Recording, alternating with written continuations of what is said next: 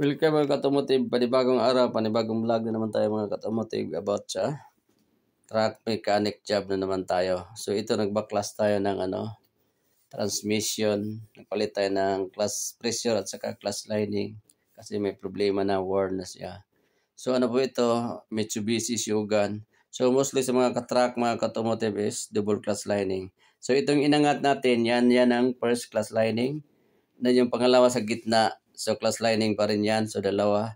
Tapos, yung plate sa gilid. So, yan ang spacer niya sa gitna. So, pwede niya siyang baklasin. Tapos, ikabit yung pangalawang clutch lining sa gitna. So, kailangan hindi magkabaliktad mga ka-automotive. So, yan ang pinaka-importante once nagkabit tayo ng clutch lining sa mga truck or sa mga maliliit na sasakyan. So, itong double clutch lining mga ka-automotive, yung fork nito, yung release bearing niya is pahila po siya mga automotive. Whereas sa mga iba maliliit, so patulak po yung niya, yung release bearing niya. So itong mga truck is hila po siya mga automotive.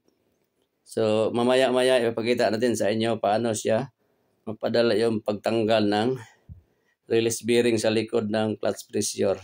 Kasi yan ang pinakamahirap na nandiyan kasi alam tapos di mo alam paano i-release yung release bearing doon sa clutch. So, hindi mo mabunot yung transmission. So, mahirapan ka at saka mabigat pa naman.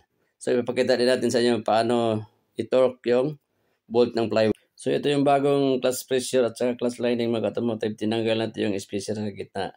So, kita yung una, clutch lining sa ilalim. Tapos, itong metal spacer sa gitna. Tapos, yung isang lining na yan is, yun po ang nakaharap doon sa flywheel. So, kailangan magkabit kayo is hindi magkabaliktad para hindi siya masira yung niya, clutch lining at saka clutch pressure.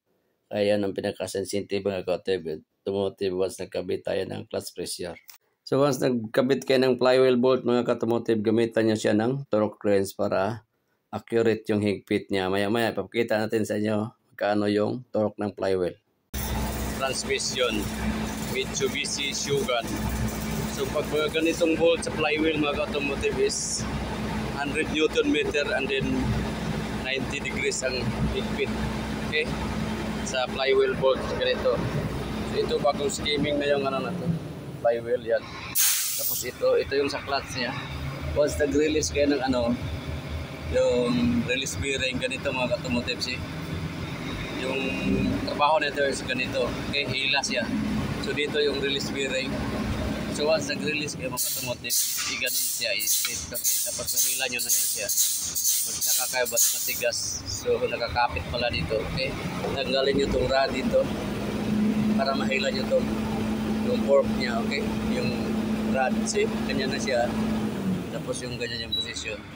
So once ini-straight nyo siya, pagpasok nyo ditong rod, so ma-straight na yan siya dito. So automatic na yung matanggal yung transmission nyo. Taka kayo ba't hindi nyo matanggal, nakaganon pala. Okay? So yung posisyon niya is nakaganon once nag-release kayo. Okay? Then mahugot na yon transmission. So ito yung technique mga katamutit, tandaan nyo to. Okay? Sa mga heavy truck, ganon siya. See? Okay? Tapos ilahin niya itong release bearing dito. So para mahila siya, ganon siya. Okay? So once first time nyo magbaklas, hindi nyo alam kung paano baklasin yung release bearing. So, iganon nyo lang siya. Dito nyo siya hilahin sa labas. Ganunin nyo, i-straight nyo lang. Tapos, mahila nyo na yon transmission. Okay? So, once nakaganon, hindi nyo siya mahila kasi yung clutch pressure na yan. Nakakapit yan sa likod. Likod nito yung release bearing, kaya hindi nyo siya mahila. Kaya, i-straight nyo siya ito. Yan. Ganunin nyo yung fork. Tapos, mahila nyo na yon siya. Okay?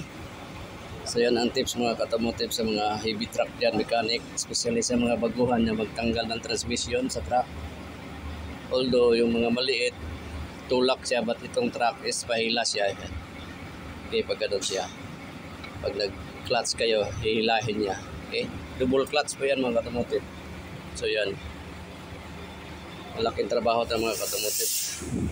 Okay, yan bukas ikabit na natin yan.